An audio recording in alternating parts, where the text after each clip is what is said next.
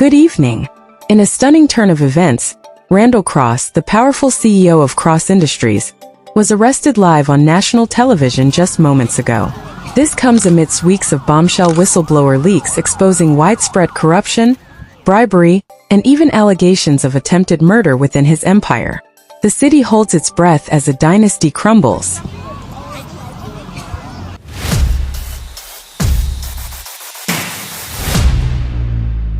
Some families pass down love. Others pass down land. The Cross family passed down silence. And money, the kind that changes cities, buys judges, and buries stories before they're even written. Jalen Cross was born into a family that didn't raise sons. They trained successors. From the moment he could walk, his father, Randall Cross, made it clear legacy wasn't an option. It was an obligation. The family business wasn't just real estate. It was influence, ownership, control. They called it urban revival. But behind every polished ribbon-cutting photo was a displaced mother, a bribed city planner, a backroom deal soaked in someone else's ruin. Jalen saw the cracks early. Quiet dinners where laughter never touched their mother's eyes. Midnight visits from advisors who left with thick envelopes and no handshakes. And the siblings molded in different ways. Ava, whose gaze could dissect a balance sheet or a soul, moved through boardrooms like a whisper, leaving only executed contracts in her wake. She was the family's surgical blade, ensuring every transaction, no matter how dirty, was legally airtight. Caleb, a blunt force, his words rapid fire and his loyalty absolute, relished their father's dirtiest directives, the devoted hammer ready to strike. Jalen was different, his mind often drifting from profit margins to the poetry of human struggle. The kind of boy who found solace in Baldwin's prose, even during dull shareholder meetings. At 21, he was handed his first deal. A redevelopment contract for a low-income neighborhood he'd volunteered in the year before. The numbers added up. The people didn't. Not when their faces, weary and bewildered, didn't match the clean lines of the spreadsheets. Their eviction was buried under legal jargon. Generational homes bulldozed into potential zones. He confronted his father in the study. No shouting, just placed the file on the mahogany desk. I can't be part of this. Randall didn't blink. He lit a cigar, leaned back, and asked, "Then what are you part of, son?" Jalen turned and walked away. That night, his access to the company's accounts was revoked. His family bank card declined the next morning at a gas station. By week's end, his name was scrubbed from Cross Industries. His mother called once. Her voice hushed, barely a whisper against the hum of the family's wealth. She didn't beg, just said, "You sure this is the hill you want to die on, Jalen? You think this world bends to justice?" He could hear the resignation in her tone, a lifetime of bending to Randall's will, etched into the weary lines around her eyes. She had always believed that the Cross name, however stained, must survive, even if it meant burying truths she couldn't face. He said yes, and disappeared. 10 years passed. Jalen reinvented himself, brick by brick, far from the polished chrome and glass of the city he'd abandoned. He taught literature in a forgotten public school, blocks from the very neighborhoods his family once planned to erase. He traded boardrooms for classrooms, tailored suits for worn denim. He barely scraped by, living paycheck to paycheck, but for the first time, his conscience felt clean. His students didn't know who he was, just that he gave a damn, that he quoted Langston Hughes like a preacher, and sometimes showed up with extra lunch if he knew a kid skipped breakfast. There were moments, late at night, staring at the peeling paint of his rented apartment, when the weight of his past, the sheer anonymity, nearly crushed him. He remembered Lena, a quiet bookstore owner he dated for a year, who'd urged him to find peace, not just exile. He loved her, but he knew peace wasn't something he could claim until the war he'd left behind was truly over. He thought he'd buried it all, until one October night, walking home from work, the chill air biting at his ears, he saw it on the TV through a bar window. Cross Complex fire leaves 3 dead. Poor wiring blamed. Jalen stopped in his tracks, the sound of the city fading into a distant hum. He knew that project.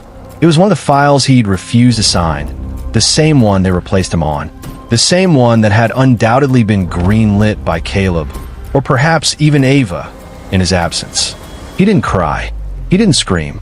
He just stood there, staring, a decade of buried anger beginning to resurface. That night, he found himself texting an old contact, Dre Lewis, a childhood friend turned scrappy whistleblower, now running a watchdog blog called Truth and Rubble. 2 days before the fire, Dre had called him, voice tense. The crosses are moving fast on that Granby project, man. Sketchy subcontractors, cheap materials. I got a daughter now, Jalen. Sometimes I think about just laying low.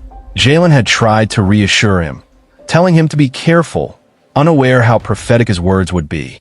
Dre met him the next night in a dim diner near the docks. They sat in the same booth they once carved their names into, now faded marks of two boys with grand dreams. Dre looked older, tired, lines etched around his eyes, but he still had that fire in them. "You ready to stir this pot again, Jalen?" he asked, a flicker of hope in his voice. Jalen stared into his coffee, the steam rising like a ghostly shroud. "I'm ready to flip the damn thing over." And so it began. They started small, pulling archived records from dusty municipal basements, contacting displaced families whose stories were whispers in the wind, piecing together backdoor transfers and falsified reports. Dre knew the shadows, the hidden corners of the city's corruption. Jalen knew the names, the inner workings of the Cross Empire. But they weren't careful enough. One night, a week after their first meeting, Jalen left his apartment and noticed a sleek black sedan parked across the street. The same one every night for 3 days. A subtle shift in routine, a new route home, but the car was always there, a dark shadow. The paranoia gnawed at him. He woke in cold sweats, listening to every creak of his floorboards. On the fourth night, as he was about to get into his old Honda, a sudden thought struck him, his phone charger. A split second later, a roar tore through the quiet street. The explosion ripped through the night, a searing orange blossom. His car, a crumpled, flaming wreck. He stumbled back, the heat intense, his heart hammering against his ribs. He barely escaped, shaking, scrambling to find his phone, his fingers fumbling as he dialed Dre's number, his voice raw with fear and disbelief. "They tried to kill me, Dre. They tried to kill me." Days pass, the assassination attempt swept under the carpet like it never happened. No arrests, no questions, just silence. The kind the Cross family specialized in. One afternoon, Jalen received a call from someone he never thought would call him. Ava, his sister. The sharp, calculating mind behind so much of Cross Industries' legal maneuvering. He remembered their childhood.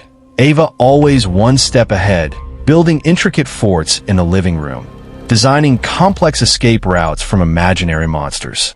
She'd been ruthless even then, but always protected her little brother. And this time she had called to arrange a meetup. They met in the parking lot of an abandoned shopping mall at midnight, the air thick with the scent of damp concrete and decay. She stepped out of a black sedan, tailored suit, heels clicking like gunshots in the dark. "You look like hell," she said, her voice flat, devoid of emotion. Yet he sensed a tremor beneath it. He smiled a grimace. "Thanks." She was tense, chain-smoking, the tip of her cigarette glowing like a tiny, angry eye in the gloom. After a moment, she said, her gaze fixed on the empty horizon, "I didn't know about the fire. Not the details, anyway, but I know about other things. The shoddy wiring was covered up, the permits fast-tracked for a price. It was Caleb's division, but I approved the funding." She exhaled slowly, a plume of smoke obscuring her face. "Our father has always been uncompromising, but there was always a line. A code, however twisted. He never broke it with blood." Her voice was cold, pragmatic, not emotional. "Trying to kill you, Jalen, wasn't just a threat.